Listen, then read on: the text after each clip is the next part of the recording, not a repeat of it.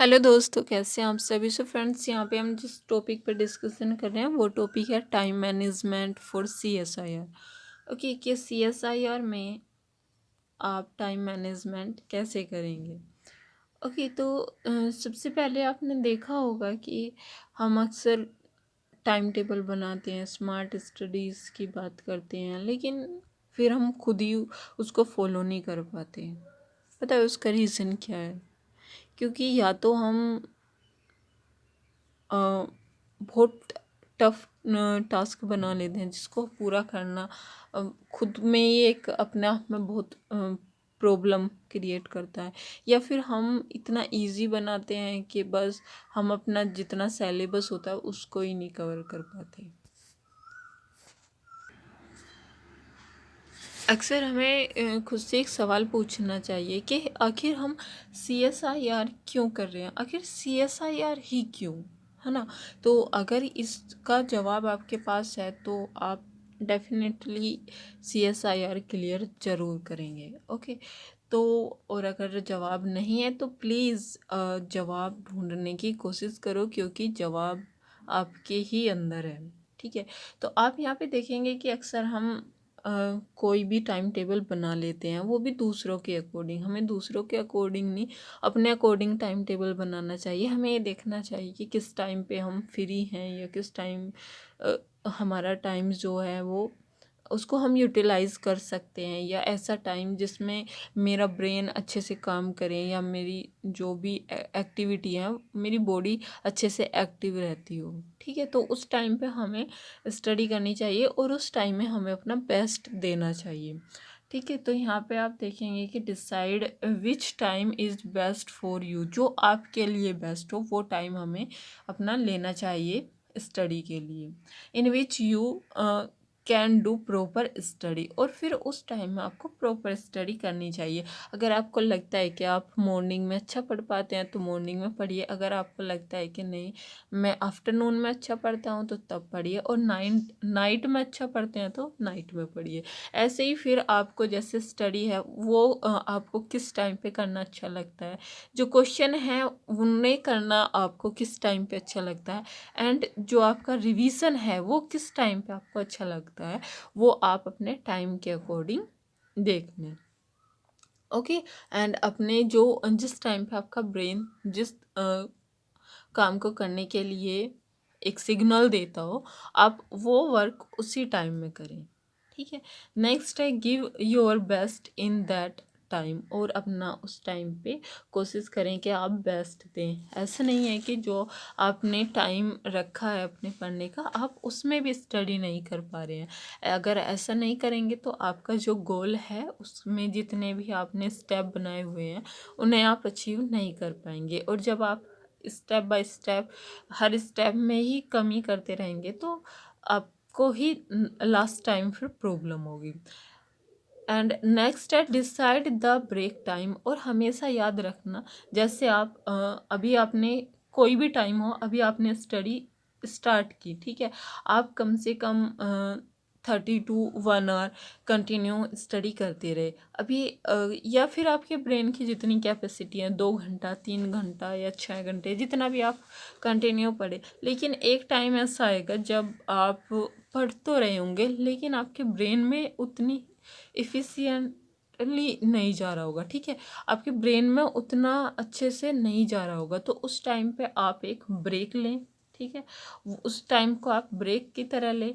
फिर उसमें अब ऐसा नहीं है और ब्रेक जब भी लें, अब उसमें ब्रेक में ऐसा नहीं है कि आप यहाँ पे 5 मिनट के ब्रेक को आप यहाँ पे पूरा 1 डे ब्रेक कर दें, उसके बाद में फिर पढ़ाई ही ना करें, या फिर 1 घंटे का ब्रेक ले रहे हैं, या फिर 2 घंटे 3 घंटे, है ना। तो ऐसे ब्रेक का भी कोई मतलब नहीं है। या फिर आपने सुबह आप पढ़ना स्टार्ट किए 8 बजे और आपने फिर 1 घंटे के बाद में ब्रेक लिया और आप इवनिंग तक कोई पढ़ाई ही नहीं की ब्रेक के उसमें, तो ऐसा नहीं है। आपको ब्रेक, आपको जैसे ब्रेक है वो 5 मिनट 15 मिनट आपको टाइम देना होगा कि आपको ब्रेक कितने टाइम का रखना है, क्योंकि अक्सर ऐसा ही होता है कि हम पढ़ते पढ़ते एक ब्रेक लेते हैं और वो ब्रेक हमारा इतना लंबा हो जाता है कि हम फिर पढ़ना ही भूल जाते हैं। तो ऐसे ही है, आप एक छोटा सा ब्रेक लें एंड उसके बाद में ब्रेक वो आपको जैसा भी उसमें उस ब्रेक टाइम में आपको जो भी मन करे, आपका कुछ देखने का मन है या आपको बाहर जाने का मन है, पानी पीना है या आपको कुछ भी छोटा मोटा जो भी करना है वो आप उस ब्रेक में कर सकते हैं अपनी एक्टिविटी के अकॉर्डिंग। उसके बाद में जैसे ही आपने ब्रेक लिया उसके बाद में फिर दोबारा से पढ़ना स्टार्ट करें, फिर उतना टाइम पढ़ें जब तक आपका ब्रेन एक्टिव है। वो आपका टाइम होगा एक घंटा या 2 घंटे या 30 मिनट जितना भी। उसके बाद में फिर एक छोटा सा ब्रेक लें, उसके बाद में फिर कंटिन्यू स्टडी करें। तो इस तरह से आप देखेंगे कि फिर ब्रेक और फिर स्टडी, इस तरह से आप देखेंगे कि आप कई घंटे, जैसे अगर यहाँ पे आप कंटिन्यू कई घंटे तक आप पढ़ सकते हैं। जैसे यहाँ पे आप अगर 2 आवर यहाँ पे पढ़े, फिर आपने यहाँ पे 15 मिनट का ब्रेक लिया, फिर उसके बाद में 2 आवर यहाँ पे पढ़े, फिर इधर 2 आवर और 2 घंटे इधर पढ़े। ठीक है, तो आपने कंटिन्यू इस तरह से अपने इस तरह से 8 घंटे स्टडी की। ठीक है, और इसमें से आपने जो ब्रेक टाइम लिया था वो लगभग 1 आवर का आपने यहाँ पे क्या किया, 1 आवर का आपने ब्रेक ले लिया। ठीक है, तो टोटल में तो इस तरह से आप यहाँ पे देखेंगे कि आप 8 घंटे पढ़ते हैं और 1 आवर का ब्रेक लेते हैं। तो इस तरह से आपके 9 घंटे में से आप 8 घंटे कंटिन्यू पढ़ाई कर पाएंगे। और ये जो आप बीच में ब्रेक लेते हैं वो उसमें ब्रेन एकदम से दोबारा से एक्टिव हो जाता है। और अगर एक बात यहाँ पे ये भी है कि जब आप ब्रेक लेते हैं ना तो कोशिश करें अपनी या तो एक छोटी सी नींद ले लें, क्योंकि जब आप सोते हैं तो उसके बाद में आपका ब्रेन एक तरीके से दोबारा से रीसेट एंड रिफ्रेश जैसा फील होता है। जैसे अगर आप पूरी रात सोने के बाद में जो फील करते हैं वही आप एक छोटी सी नींद के बाद में फील करेंगे, एकदम फ्रेश फील करेंगे। तो आप इस तरह से भी आप कर सकते हैं। ओके, उसके बाद में आप यहाँ पे देखें, आप ये करें कि focus on quality over quantity. यहाँ पे आपको जो फोकस करना है वो क्वांटिटी पे नहीं, क्वालिटी पे फोकस करना है। आपको यहाँ पे अपना बेस्ट देना है, ना कि आपको बस नंबर ऑफ आवर बढ़ाने हैं, आपको बस टाइम बढ़ाना है कि हाँ मैं आज 12 घंटे पढ़ा, आज मैं 18 घंटे पढ़ा, आज 24 घंटे पढ़ दिया मैं। तो ऐसा नहीं करना है, आपको वहाँ पे क्वालिटी देखनी है। आपने जितना पढ़ा क्या आप उसको अप्लाई कर पा रहे हैं, है ना। तो यहाँ पे क्या करना है कि आपने जितनी स्टडी की क्या आप उसको अप्लाई कर पा रहे हैं। अगर अप्लाई कर पा रहे हैं तो वो फिर सही है, और अगर उसको अप्लाई नहीं कर पा रहे हैं तो ये बिल्कुल भी तरीका सही नहीं है। अप्लाई करने का क्या मतलब है, अप्लाई करने का मतलब यहाँ इस बात से है कि आपके क्वेश्चन कितने बन रहे हैं। क्योंकि हम यहाँ पे तैयारी कर रहे हैं CSIR की, तो हमें वहाँ पे 3 घंटे का एक पेपर मिलेगा जिसमें 145 क्वेश्चन होंगे, और उन 145 में से हमें पार्ट ए में, पार्ट बी में एंड पार्ट सी में जो क्वेश्चन करने हैं, वहाँ पे कितने क्वेश्चन करने हैं आपको। पार्ट ए में 15 क्वेश्चन करने हैं, ठीक है, कितने में से 20 में से करने हैं। फिर बी में करने हैं आपको 35, कितने में से करने हैं वो करने हैं 50 में से। एंड जो आपका पार्ट सी है उसमें से 25 करने हैं, ठीक है। तो यहाँ पे आप देखेंगे कि 15 question, 35 question and part C में 25 क्वेश्चन। इनको करने के लिए आपको 145 क्वेश्चन को पहले देखना होगा। तो ये तो आप तभी कर पाएंगे जब आप जितना पढ़ रहे हैं उसको अच्छे से अप्लाई कर पा रहे होंगे, ठीक है।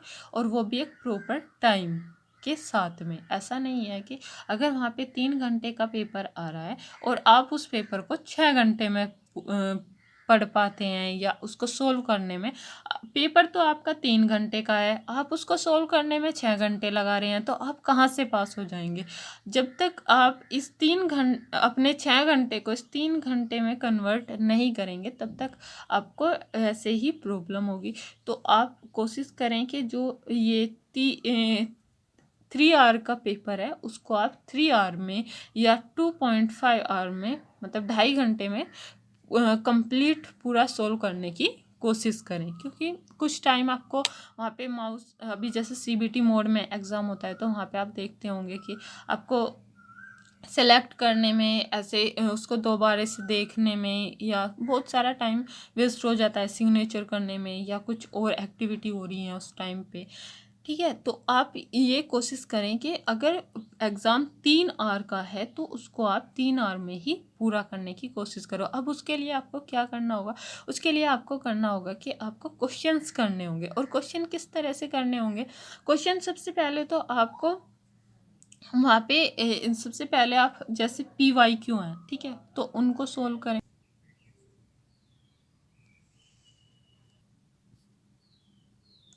अक्सर हम एक गलती और करते हैं, हमको ऐसा लगता है कि जो हमने पढ़ लिया वो हमें आ गया, जबकि ऐसा नहीं है।